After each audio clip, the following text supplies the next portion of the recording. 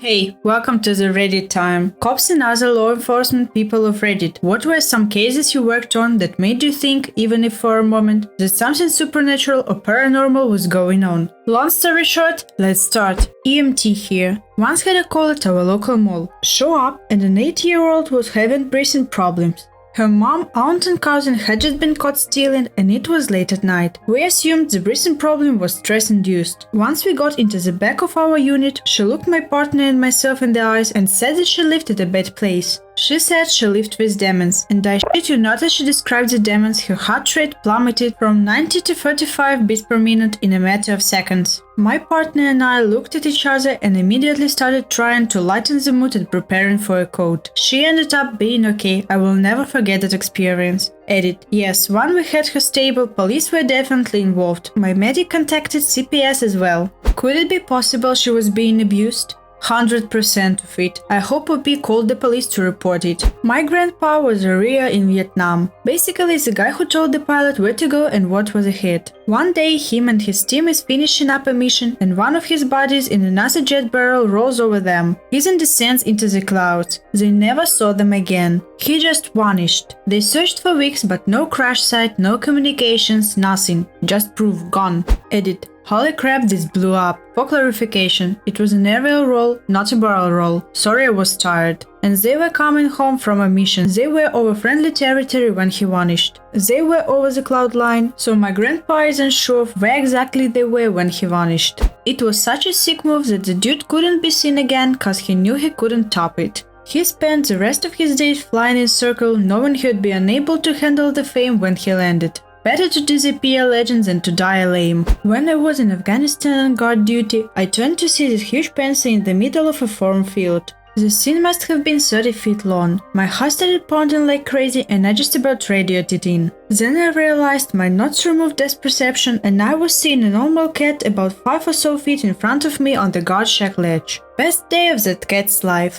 So this one time I scared a marine to death. Yeah boys, that was a fun day for me and probably the funniest thing I've ever done. Except put my four in their coffee cups and knocking over the grenades off the tables. Yeah, that's fun too. This is unexplained and probably just coincidence, but I still never mention it to my coworkers. I spent some time as a homicide investigator. We would respond to all apparent suicides and investigate them just to make sure it wasn't a homicide. Usually we determined a motive for suicide and found a note or other indicated that the person killed themselves. One guy just taped a note to his chest that said "Happy now, bitch," and made sure his wife found him after he hanged himself. But occasionally you get a case where all forensic evidence indicates that the person killed themselves, but there is no note and no discernible reason why this person would be suicidal. These are people in good health with decent careers and a seemingly happy family life, but who knows what's really going on with someone. Here is the part that freaks me out. I've worked maybe 10 suicides like this. The last 3 before I left homicide all had the same scene at the scene. There was a little decorative wicker lighthouse at each location. It was the same lighthouse, same design and painted white and blue. It stuck out to me the first time because it was by the bed where the body was, but 2 weeks later I saw the same damn lighthouse on another suicide and even pointed out the coincidence to a patrol officer. A few months later I go on another suicide and I see the same wicker lighthouse. That's when it clicks that it's always been unexplained suicides. I go back and look at crime scene photos from every suicide I've worked. In 2 of them I see what could be the wicker lighthouse, but the angle is off and there is too much junk around to say for sure. I don't know, I thought it was creepy as hell, but it transferred a couple of months later and I let it go.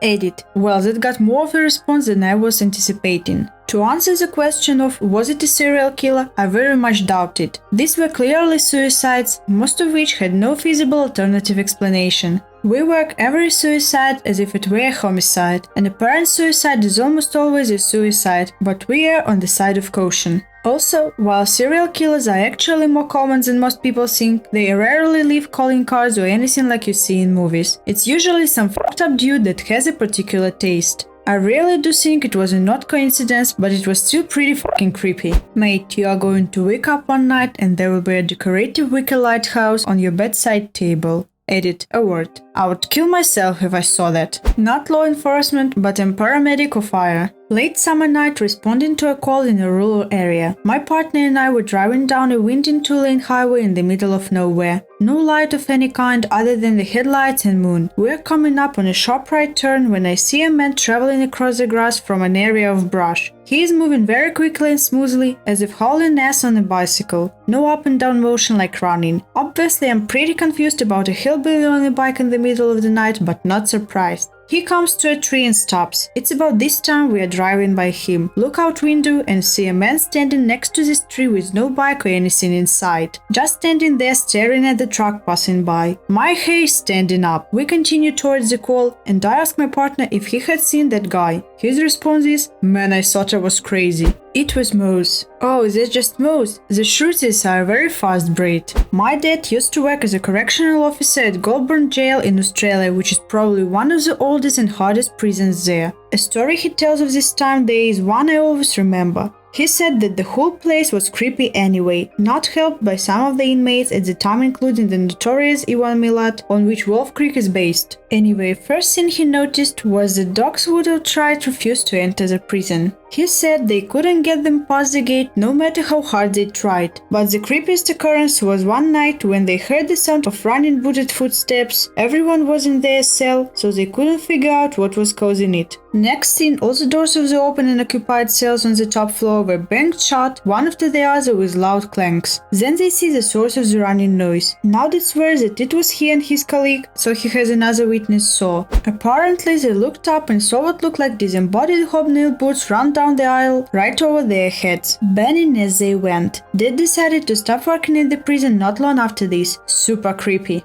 The thought of even being near Ivan Milat creeps me out. We went to Belanglo State Forest on a road trip recently and it was the most creepiest place. Cop here. Partner and I were dispatched to a welfare check. Elderly guy, nobody had seen him in a few days, mail overflowing in mailbox, missed the doctor's appointment, car hasn't moved, etc. We both know we are about to find a body. We arrive on scene and can't get anyone to the door. Look through the window and sure enough we can see his foot on the floor in the living room. My partner is a corporal and pulls rank and makes me go first. Door is unlocked and as soon as we open it we smell a mostly fresh dead body. Almost relieved, we both enter and he tells me to check vitals on that dude. He is obviously dead, with lividity, dried faces on him and dried saliva around his mouth. So I go to stand over him and see if I can get a pulse, at which point he takes a deep breath, rolls over and asks why we're in his house. At this point we both start screaming oh shit and what the fucks as we both run out of the house. We called DIMS and they transported him. Said they couldn't get a blood pressure or pulse on him. I think he died a week later in the hospital. I still get jokes about raising the dead. Now that is something that would make me shit myself and quit the job right there and then.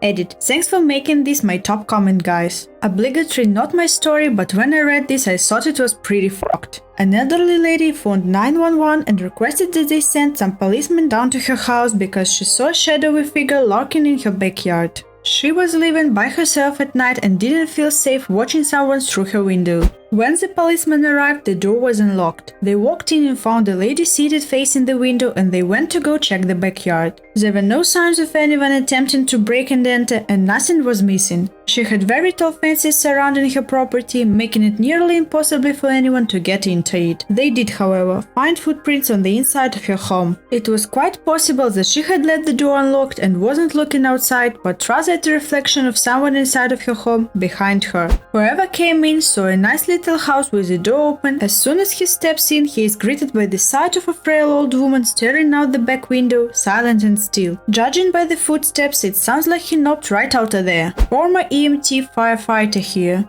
One night we got a call to do a wellness check on someone who dialed 911 but didn't respond to the operator. We pull up to the address and the house looks perfectly giant and a little old lady greets us at the door. We asked her if she knew who placed the call, but she told us that she lived alone since her husband died. We barely got back to the station before a call comes in again. Same address as before. So we drive back out, talk to the old lady again, then leave again. And just as we get back to the station, same call, same address, no response. We drive out there again, believing that the old lady must have been confused. But this time when we pulled into the driveway, the old lady wasn't at the door to greet us. There was no reply at the door, but it was unlocked. We take a peek inside to find the old lady was on the floor and wasn't breathing. We rushed in to help and got her to a hospital in stable condition. When she woke up in the ambulance, she still claimed that she never called us and that we arrived almost immediately after she had fallen. It was a 15-minute drive to her house from the station. Before she was admitted to the hospital, she asked me and another EMT if we could bring her knitting needles and bag of clothes to her in the hospital. I offered to pick up her stuff because I had a friend who lived in the area and we were gonna hang out anyways.